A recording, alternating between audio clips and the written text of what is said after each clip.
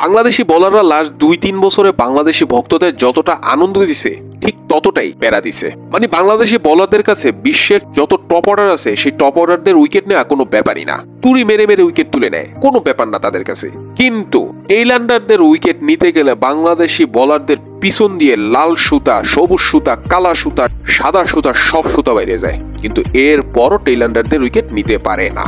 এক আজগবি প্রবলেম বাংলাদেশি বোলারদের। ঠিক ওয়েস্ট ইন্ডিজের পক্ষেও এই কাহিনী করছে।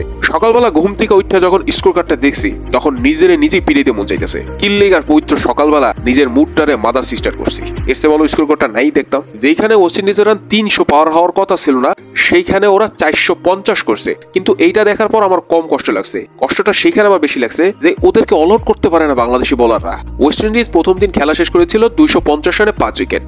তারপর দ্বিতীয় দিন খেলা যখন শুরু করে তখন শুরু করার সাথে সাথেই তুড়ি মেরে 2টা উইকেট তুলে নেয় বাংলাদেশি বোলাররা। এরপর তো কনফার্মই হয়ে গেছিল যে 300 তো পার করতেই পারবে না।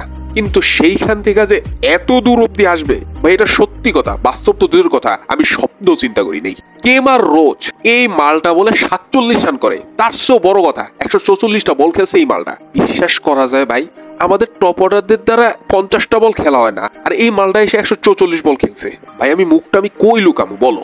তারপর জাস্টিন গ্রিপস না গ্রেপস কি নাম, এই মালটা 115 রান করছে, 206টা বল খেলছে। ভালো কথা, এর মধ্যে মাত্র 4টা 4 মারছে। ভাই মানুষ তো তার শত্রুরও এরকম কুত্তা খাটানি খাটায় না, ও যেরকম বাংলাদেশি বলাররা কুত্তা খাটানি খাটাইছে রে ভাই। মানে তিলে তিলে বাংলাদেশের পিছন মারছে এই জাস্টিন, আর সেই কাটাগায় আবার লবণ ছিটাইছে কেমার রোচ। আর একটা জিনিস আমি বুঝলাম না, ওদের টেইলান্ডারদের বাংলাদেশি ফাস্ট বোলাররা ইয়র্কার কেন মারে না রে ভাই? এটার কোনো মানে খুঁজে পাচ্ছ তোমরা? আমি তো খুঁজে পাইতেছি না। বাংলাদেশি বোলাররা কি ইয়র্কার মারতে জানে না?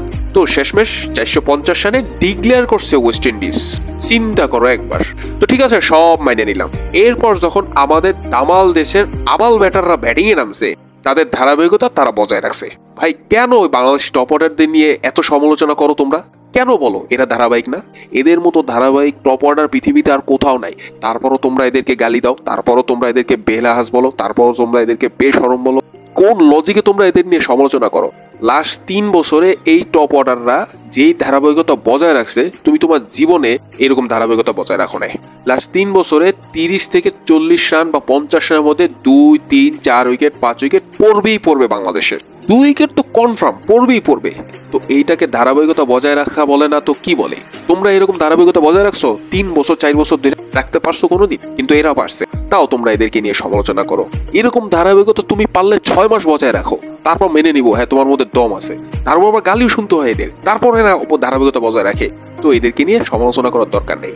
পারলে এদেরকে পিছন দিয়ে পাশ ঢুকায় দাও, সমালোচনা করার আর দরকার নেই। তো বাংলাদেশি টপ অর্ডাররা তাদের ধারাবাহিকতা বজায় রেখেছে। দিনের খেলা শেষ হওয়ার আগ মুহূর্তে চটপট করে 2টা উইকেট পড়ে গিয়েছে। কিন্তু আমাদের এই ওপেনাররা যাওয়ার আগে একটু দয়া করে গেছে বাংলাদেশকে। সেটা হচ্ছে 30টার উপর কিছুটা বল খেলে বাংলাদেশের উপর একটু দয়া করছে। তো আমরা তাদের কাছে অনেক কৃতজ্ঞ জ্ঞাপন করতেছি। তোমরাও তাদের কাছে কৃতজ্ঞতা জ্ঞাপন করো।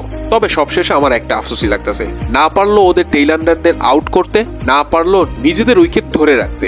জানি না এরা পারেটা কি।